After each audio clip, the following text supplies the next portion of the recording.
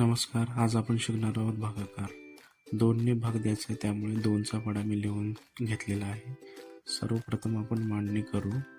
आडवा एच काढून डाव्या साईडला 2 आणि उजव्या साईडला ज्याला भाग द्यायचा ती संख्या म्हणजे 416 लिहून घेऊ. सर्वप्रथम आपण प्रत्येकी संख्येला एक वेळी भाग देऊ. सर्वप्रथम 4ला 2 4, 4मधून 4 गेले, 0 राहिले.